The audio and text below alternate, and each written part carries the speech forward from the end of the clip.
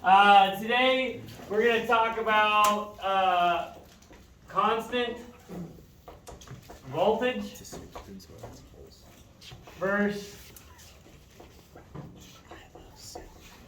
constant current. Okay, I think it's an A. It might be an E. Whatever, doesn't matter. This is essentially your amps. But in the machines, it's usually going to be written like CV or CC on the front of the machine. And essentially we have MIG and flux versus stick or TIG. So first off, who can tell me what the term constant means? Steady. All right. That's a good definition. Any other additions to that definition? Relentless. Yeah. Consistent. Yes. Yes. Constant and consistent would be synonyms. So, on one machine, we're going to set our voltage, and another machine, we set our amperage, and that maintains some sort of straightness, or consistency. So, when we stick weld, we set our amperage, and when we MIG weld, we set our voltage. So we're just switching from TIG to MIG, and so there's a different machine, and because one machine you're controlling just your amperage, other machine you're controlling your voltage. Who remembers talking about Ohms Law at all last year? A little bit? A little bit. Yeah, I don't usually cover a bunch of it when you're level 1 students, because even now it's going to go over your head a little bit. But we have volts, amps, and ohms. Okay? In a mathematical way, this is written like this: V, I, and R. And we're experiencing this top line as a division line, and this middle line as a multiplication line. We're going to write out the formulas here for you. This is basically for you to understand, I think, what's going on while we're welding. Okay, I'm not asking you to do math before you weld, but I think this relationship makes a difference in how we pick our settings. So if I need to know what my voltage is in a circuit, I will multiply my amperage by my resistance.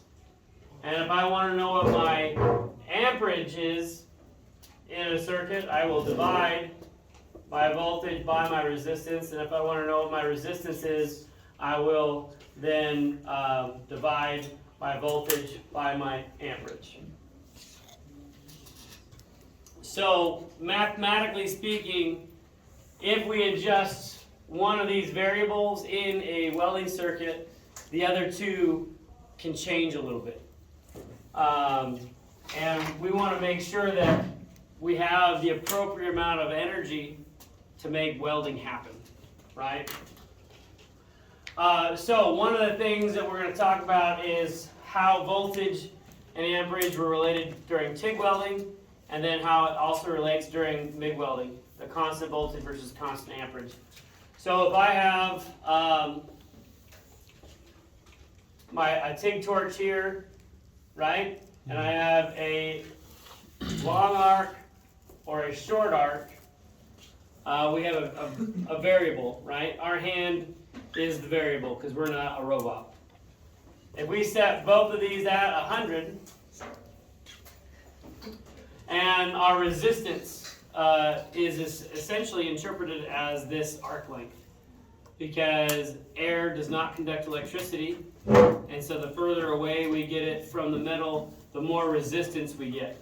So ohms is how we measure resistance, and we're just going to mathematically, just to make it easy, you're going to say that's a resistance of 1, and this is a resistance of 2. Just for the sake of saying that this is double that, okay? That's not a real measurement. But if I knew my amperage was 100 and I know what my resistance is, I'm trying to figure out what my voltage is, which one of these am I going to use? I'm going to use 1, 2, or 3. This is where we want you to pay attention just a little bit and participate with me. We know our voltage. We don't know our voltage. All we really know is our amperage. Our amperage is known. We are guessing our resistance of 1 or 2. And so what we're trying to figure out now, again, is what our voltage readout is. So we're going to take our amperage, multiply it by our resistance. So if I have 100, that's my amperage, multiply it by my resistance. That is not what I meant to write right there. Right? I have 100 multiplied by 1 or multiplied by 2, I get 200 or 100. Right? And what is this number right here? Voltage. Right? So you can see this is arbitrary because we would never have 200 volts in our system. But what we're getting is we have the same amount of amperage, but as we increase our resistance in this type of circuit, our voltage is doubling. And it's doubling over a wider area. So, if you can recollect back to when you were TIG welding and you had a nice tight arc, you were focusing the same amount of amperage in a nice condensed area, and it was focused, and you're actually getting a nice liquid dot. Versus when you start long arcing it and you have a long distance here, and even if it's, again, theoretically just double from 1/8 of an inch to 1/4 of an inch, we are doubling our resistance and then increasing our voltage, but also the amperage is staying the same, and we're spreading it out over a larger distance. So let's go ahead and define what these are real quick. Volts in a welding circuit, I'm going to say is equal to the pressure on the electrons. Okay? Your amperage is that number of electrons. And then your ohms is your resistance. Okay? And in a welding circuit, there's a lot of resistance. Your cable diameters for your welding lead or your work lead, that's a resistance. Your arc length or your wire stick out, that's a resistance. Your material thickness, that's a resistance.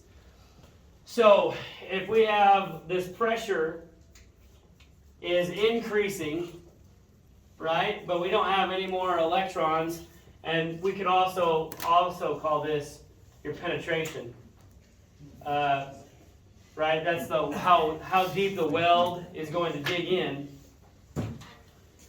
We're spreading out the same amount of weld penetration over a larger area with a larger voltage and a higher resistance. And so things typically don't work very well when we have a long arc, right? It's bad. Very bad. But when we have a tight arc, we're concentrating all that effort down in a little area. All right, so are there any questions about this in TIG welding / stick welding? The same thing goes for stick welding. All right, we want to maintain a nice tight arc, and we'll get to stick welding next term. All right, so we're going to now talk about it in wire feed, in MIG and flux. So if I have a MIG gun,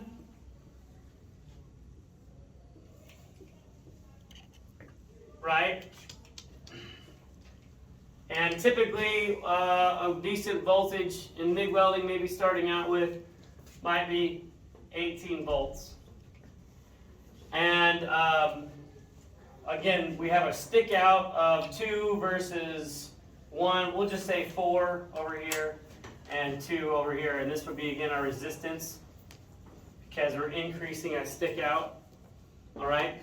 Something to also know that in MIG welding, when we're using constant voltage, our wire feed speed is directly related to our amperage. Okay, so even though it's a variable, amperage is a variable in this type of welding in Ohm's Law, we've got our volts set consistently and our amperage or our wire feed will actually, the amount of amperage flowing through there is going to fluctuate a little bit, even though we set a constant wire feed, okay? So, we have this, if I know my voltage, and I know my resistance, which one of those are we using again over here? To find out what type of amperage we're using. This is again where you participate. Have you answered my question? A little bit. Good question. We're using 1, 2, or 3. If I know my voltage and I know my resistance and I'm trying to figure out what my amperage is. 2. Oh, thanks. Thanks. Just making sure you're awake because his head's down. Throw something on it. Gross. All right. So we are going to use the second version on this, right? We know our voltage. Our voltage right now is 18. And we're going to divide it by our resistance, which is either 4 or 18 divided by 2, right? Just because we can. So 18 divided by 2, 9. Right? What's 18 divided by 4?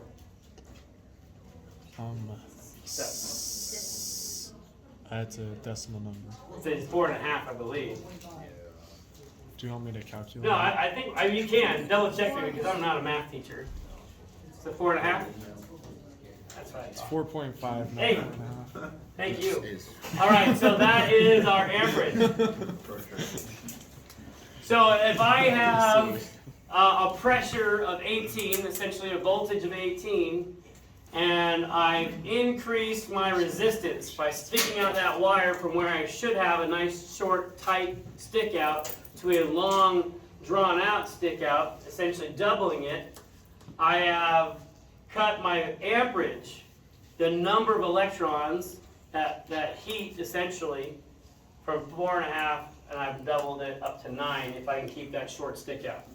So again, the same thing, these variables are there so you can actually have some control over the puddle. If you've welded with a longer stick out, it's actually, you'll notice the beads start to be a little more crowned up and doesn't get as much penetration because your amperage is dropping. But when you keep that stick out nice and short and you're steady with it, it'll maintain that heat and the amperage will be where you want it to be and you'll get the penetration you want. So again, I think that's about it in Ohm's Law compared to MIG welding or constant voltage versus stick welding or constant current or TIG, right? This is like one of those #1 things that I think as a welder, whether you're a hobbyist or whether you're working for somebody, this is going to help you make an educated decision on your settings without me being over your shoulder and you having to ask me, right? Because someday I won't be here. I know, I'm a staff. But you're going to have to be able to say, I'm welding on this thickness of metal. This is my wire feed. This is the recommended settings. But you know what? I'm actually welding this thick metal to this thin metal. You know, these kind of decisions of where I want to go I firmly believe are rooted in understanding what's going on while you're welding. And this is just one of those things that you think about while you're welding, all right? So what we're going to do, we're done, so we can all say goodbye to those that were at home. Bye. Bye. Bye.